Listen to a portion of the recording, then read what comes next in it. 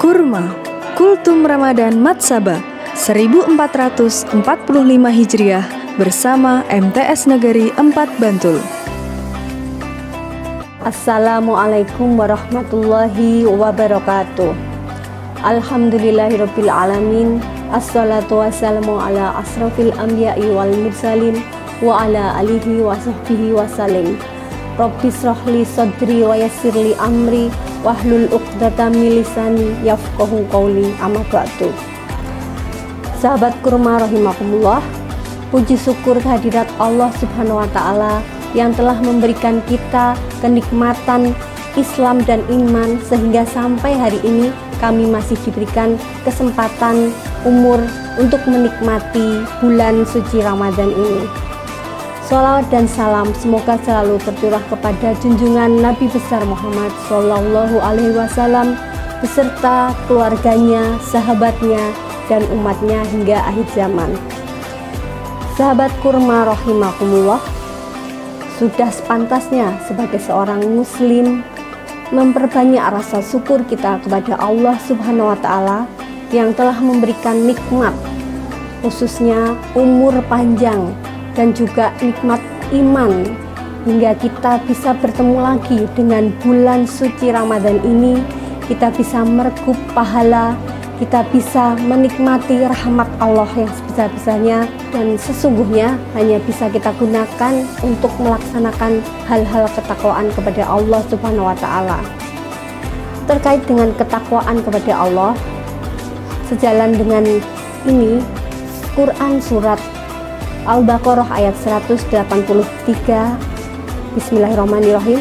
Ya ayyuhalladzina amanu kutiba alaikumusiyam kama kutiba alal ladzina min qablikum la'allakum tattaqun, yang artinya, hai orang-orang yang beriman, diwajibkan atas kamu berpuasa sebagaimana telah diwajibkan atas orang-orang sebelum kamu agar kamu bertakwa.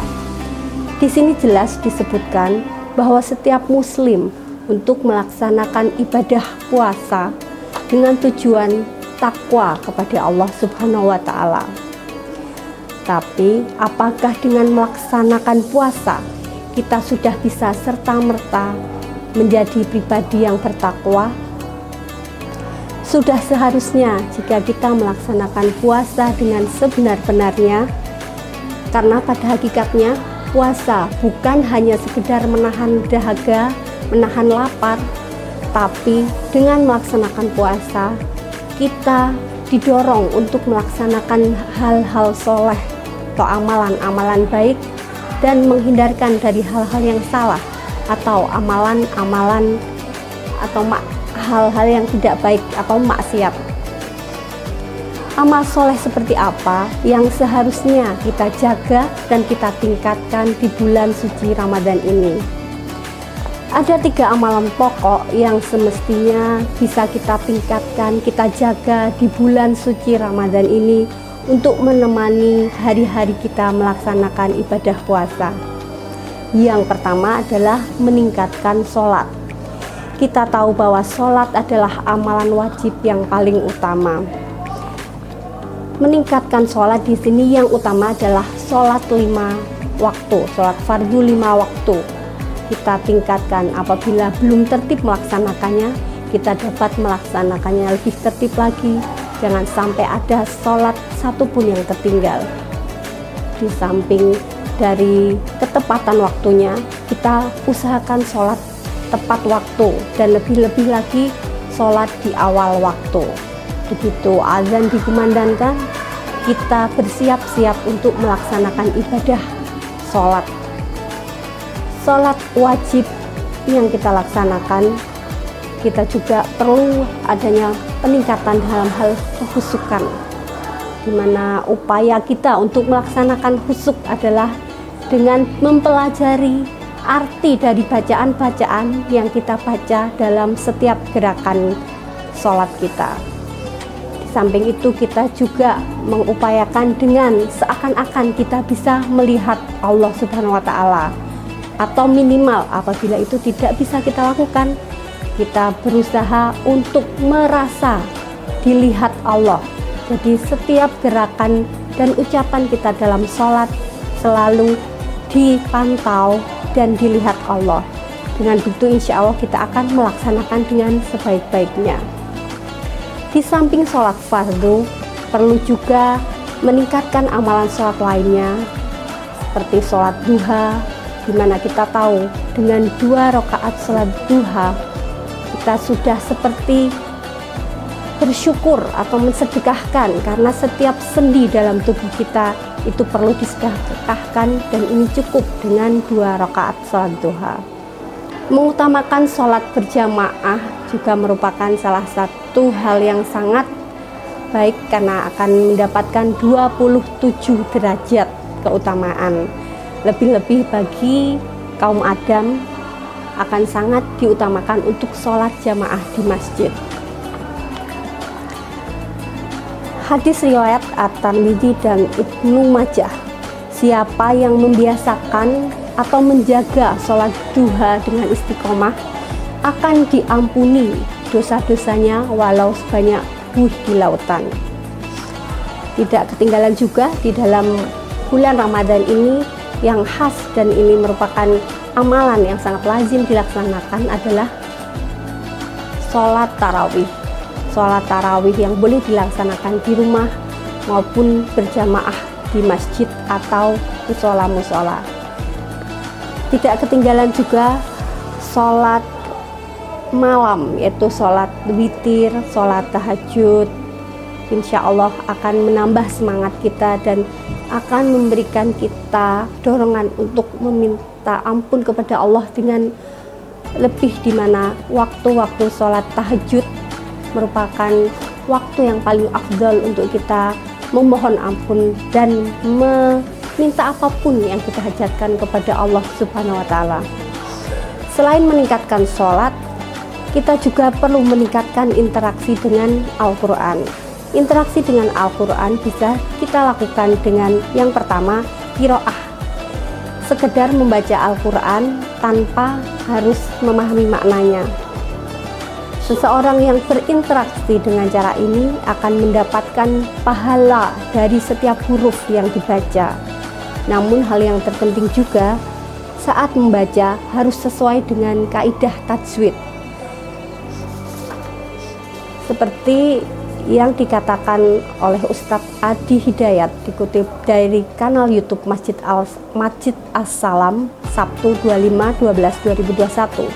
Beliau mengatakan, maaf, 30 juz tidak dibaca dengan benar, tidak lebih baik dengan membaca 3 juz tapi dibaca dengan benar. Di sini kita tahu bahwa pentingnya kita mempelajari hukum-hukum bacaan Al-Quran, sehingga kita bisa melaksanakan bisa membaca Al-Quran dengan baik. Syukur-syukur apabila sudah lancar, kita bisa perbanyak dan kita bisa menghatamkannya dalam 1 bulan atau bahkan lebih jika mampu. Yang kedua, dengan tilawah. Tilawah membaca Al-Quran dengan maknanya. Dari Abu Hurairah radhiyallahu anhu berkata bahwa Rasulullah bersabda, tidaklah suatu kaum berkumpul di salah satu rumah-rumah Allah, mereka membaca kitab-kitab Allah dan saling mengajarkannya, melainkan diturunkan ke atas mereka sakinah, rahmat menyirami mereka, para malaikat mengerumuni mereka, dan Allah Subhanahu wa Ta'ala menyebut-nyebut mereka di kalangan para malaikat di sisinya. Jadi orang yang tilawah Al-Quran akan mendapatkan 4 kebaikan. Tidak hanya dihitung dari setiap hurufnya, tapi ditambah dengan keutamaan lain, yakni mendapatkan ketentraman dalam hati, mendapatkan rahmat dari Allah, dikerumuni para malaikat, dan Allah menyebut mereka di hadapan para malaikat di sisinya. Yang ketiga, kita berinteraksi dengan Al-Quran dengan cara tahfidz atau menghafal Al-Quran. Apabila seseorang telah belajar Al-Quran, membaca dengan lancar dan memahami tajwid-tajwidnya, maka bisa diteruskan dengan menghafalnya. Allah akan mengangkat kehormatan orang tua dari anak yang menghafal Al-Quran. Jasad mereka akan tetap utuh hingga hari kiamat. Dan Allah membuka seluruh pintu surga bagi para penghafal Al-Quran dan memanggil seluruh keluarganya untuk memasuki dan berbondong-bondong memasuki dari pintu manapun. Yang ketiga adalah amalan yang perlu kita tingkatkan adalah infak. Kita tahu bahwa dalam bulan Ramadan setiap amalan dilipat gandakan pahalanya oleh Allah Subhanahu wa Ta'ala. Tak terkecuali infak, sedekah atau pemberian apapun yang kita berikan kepada yang lain. Barang siapa memberi makan orang yang berpuasa, maka pahalanya seperti orang yang berpuasa tanpa mengurangi pahala orang yang berpuasa tersebut. Hadis riwayat Tirmidzi, Ibnu Majah. Dari ketiga amalan pokok tersebut di penghujung Ramadan, mari kita muhasabah pada diri kita. Apakah selama melaksanakan ibadah-ibadah di bulan Ramadan kita sudah dapat maksimal? Betapapun kita sudah berusaha, tapi sebagai manusia biasa kadang ada kekurangan dan kelalaian. Tapi kita masih punya kesempatan.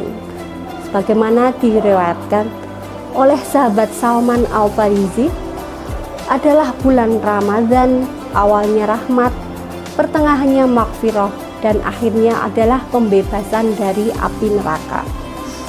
Kita diberi kesempatan untuk bertaubat kepada Allah atas kelalaian kita, sehingga dosa-dosa kita dari awal bulan puasa bahkan sampai setelahnya dan sebelum bulan puasa Allah ampuni. Mari kita manfaatkan akhir Ramadan dengan sebaik-baiknya, melaksanakan amalan-amalan pokok dalam bulan Ramadan dengan sebaik-baiknya. Kita mohon kepada Allah agar memberi kekuatan kepada kita untuk istiqomah dalam bertakwa hingga akhir Ramadan, bahkan setelah bulan Ramadan berakhir. Karena indikator keberhasilan menjalankan puasa Ramadan adalah dengan peningkatan amal ibadah kita selepas bulan Ramadan dibanding dengan amalan sebelum bulan Ramadan. Sahabat kurma rahimakumullah, demikian yang bisa saya sampaikan. Mohon maaf apabila ada kesalahan dan kekurangan. Semoga Allah mengampuni dosa-dosa kita. Subhanakallahumma wa bihamdika, asyhadu alla ilaha illa anta, astaghfiruka wa atubu ilaik. Akhirul kalam, wassalamualaikum warahmatullahi wabarakatuh.